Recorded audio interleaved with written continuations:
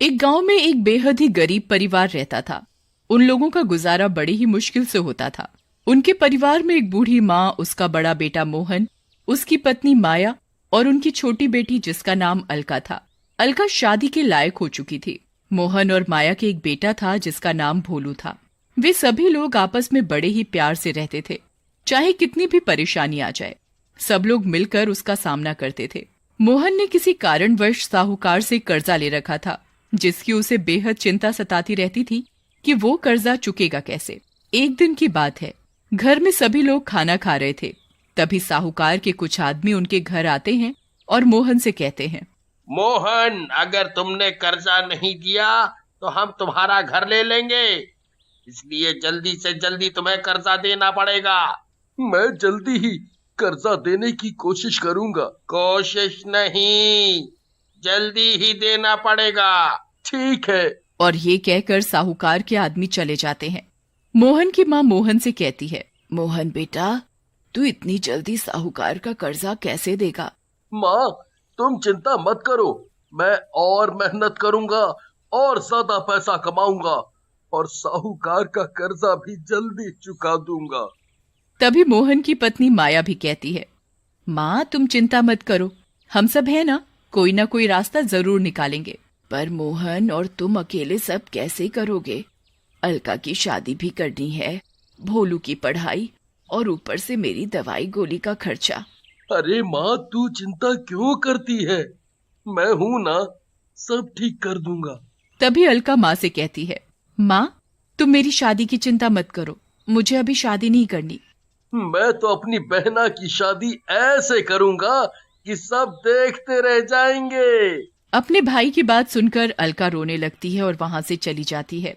और शाम को अलका का ससुर लाला राम आता है और वो मोहन और उसकी पत्नी माया और उसकी माँ से कहता है, देखिए समधन जी, हम अपने बेटे की शादी अगले हफ्ते ही करना चाहते हैं, क्योंकि फिर हमारा बेटा वापस मुंबई नौकरी के लिए चला जाएगा। इसलिए हम चाहते हैं कि अगले हफ्ते ही अलका और हमारे बेटे रजत की शादी हो जाए। लेकिन समधी जी, ये सब हम इतनी जल्दी कैसे करेंगे? पर आपने तो कहा था कि शादी 6 महीने बाद करेंगे, फिर एकदम इतनी जल्दी कैसे? हम इतनी जल्दी शादी का इंतजाम कैसे करेंगे? आप हमारी परेशानी समझने की कोशिश कीजिए। अगर तुम अपनी बहन की शादी अगले हफ्ते करना चाहते हो तो बताओ, नहीं तो फिर तुम अपनी बहन की शादी कहीं और करना। हमें माफ करो। ठीक है, मैं शादी की तैयारी करता हूँ। तभी अलका का ससुर कहता है, हाँ, एक बात और, शादी में हमें मोटरसाइकिल चाहिए और 50,000 रुपए नकद। देखिए लाला जी, आप हमारी परेशानी समझने की कोशिश कीजिए। हमारी हालत तो पहले से ही खराब है, हम ये सब कहाँ से देंगे? वो मुझे नहीं पता, ये तुम्हारा काम है। अगर तुम शादी में ये सब देने को तैयार हो तो बताओ, वरना मेरे बेटे के लिए रिश्तों की कमी नहीं है।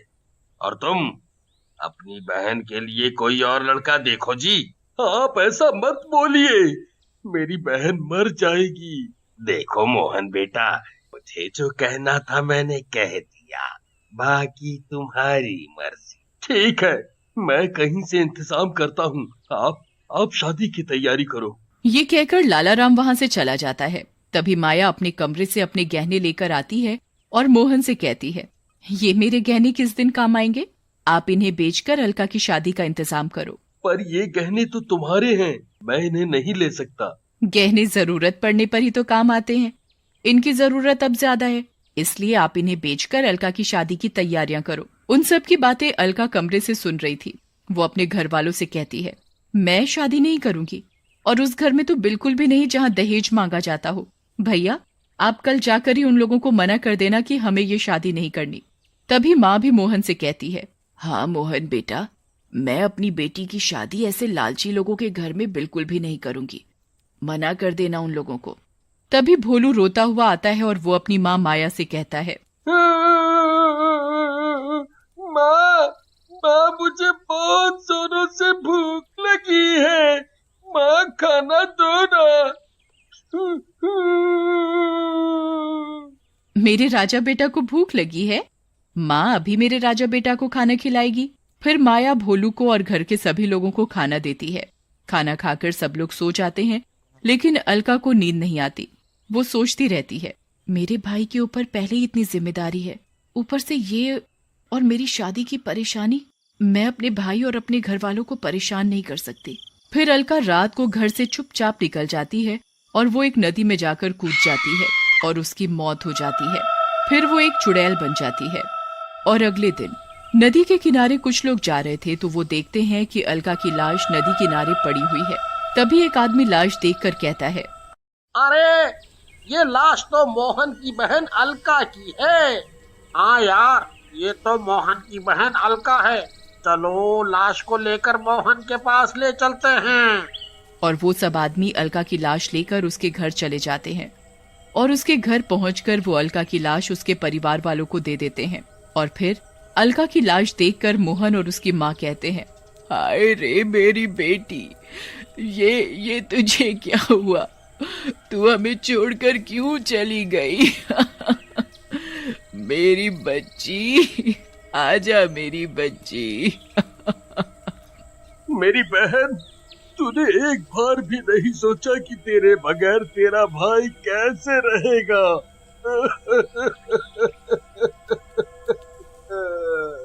मोहन और माँ का रो रो कर बुरा हाल था।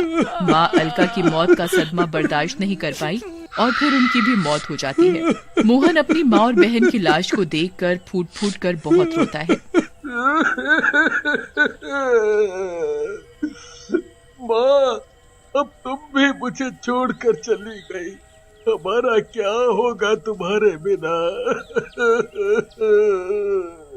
अलका अपने परिवार वालों के पास खड़ी उनकी बातें सुन रही होती है और वो कहती है, मैं उन लोगों का जीना हराम कर दूंगी जिसकी वजह से उसकी माँ की मौत हो गई और मैंने अपनी जान दे दी। मोहन अपनी माँ और बहन का अंतिम संस्कार करके अपने घर लौट आता है। उधर चुड़ैल शमशान घाट में अपनी माँ की राख के पास बैठी हुई रो रही होती है। रात भी काफी हो चुकी थी और फिर वो अपने लाला राम के घर आती है। उसका ससुर गहरी नींद में सोया हुआ था तो वो उसको जोर से काट लेती है। तभी ससुर की नींद खुल जाती है और वो चिल्लाता है, बचाओ बचाओ। वो देखता है कि उसके सामने चुड़ैल खड़ी है। लाला राम कहता है, तू कौन है और क्या चाहती है? इतनी जल्दी भूल गया कि मैं कौन हूँ?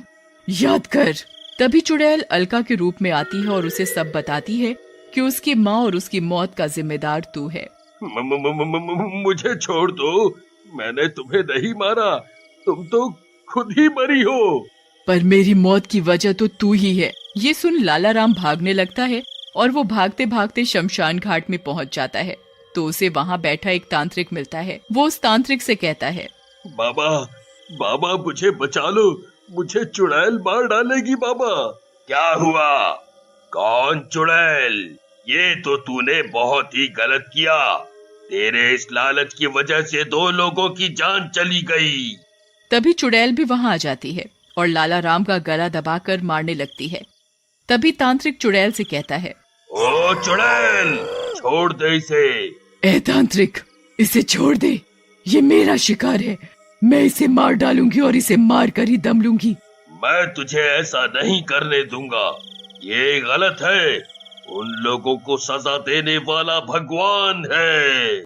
ये कहकर फिर तांत्रिक चुड़ैल को अपनी बोतल में कैद कर लेता है और वो लाला राम से कहता है, अब तू घर जा, चुड़ैल तेरा कुछ भी नहीं बिगाड़ पाएगी। लाला राम अपने घर चला जाता है। फिर तांत्रिक भी अपनी कुटिया में जाकर साधना में लग जाता है। तांत्रिक अपनी साधना में लगा हुआ होता है, तभी अचानक एक बिल्ली न जाने कहां से आकर वो बोतल गिरा देती है और चुड़ैल आजाद हो जाती है और वो सीधा लाला राम के घर जाती है और लाला राम से कहती है, ओए लाला राम, उठ, तू इतनी जल्दी चैन की नींद नहीं सो सकता। लाला राम चुड़ैल की आवाज सुनकर उठ जाता है और चुड़ैल के आगे गिड़गिड़ाने लगता है और कहता है, मुझे छोड़ दे, मुझे छोड़ दे, मुझे माफ कर दे, मुझसे गलती हो गई बेटा, मुझसे गलती हो गई।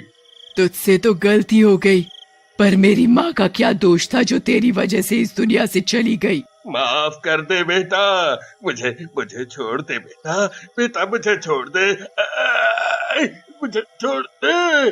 तभी चुड़ैल लाला राम का गला दबाने लगती है तो तांत्रिक आ जाता है और वो चुड़ैल से कहता है, छोड़ दे चुड़ैल, इसकी सजा इसे भगवान देगा। फिर इसकी वजह से मेरी और मेरी माँ की जान क्यों गई? ये हमारा हत्यारा है। मैं अपना बदला लिए बगैर नहीं जाऊंगी। जब तक कि मेरा बदला पूरा नहीं होता, मेरा बदला इसे मार कर ही पूरा होगा, तभी मेरी आत्मा को शांति मिलेगी। फिर चुड़ैल लाला राम को उठाकर फेंक देती है। लाला राम का सर फट जाता है, उसके सिर से बहुत खून बहने लगता है और वो जोर जोर से रोने लगता है और तांत्रिक से कहता है, मुझे बचा लो, मुझे बचा लो इस चुड़ैल से, मैं मरना नहीं चाहता। और फिर तांत्रिक अपनी मंत्र शक्ति से चुड़ैल को कैद करने की कोशिश करता है, पर चुड़ैल इतनी शक्तिशाली थी कि तांत्रिक चुड़ैल की शक्ति के आगे कमजोर पड़ गया। तभी चुड़ैल तांत्रिक से कहती है, ए तांत्रिक, मेरी तुझसे कोई दुश्मनी नहीं है, तू मेरे रास्ते से हट जा, नहीं तो तू बेमौत मारा जाएगा। तभी चुड़ैल लाला राम के गले में अपने नाखून डालकर उसे मार देती है और जोर जोर से रोने लगती है और कहती है, अब जाकर मुझे शांति मिली, अब जाकर मुझे शांति मिली। तांत्रिक चुड़ैल से कहता है, अब तो तुम्हारा बदला पूरा हो गया। चुड़ैल कहती है, हाँ, अब जाकर मेरा बदला पूरा हुआ। फिर चुड़ैल वहाँ से गायब हो जाती है।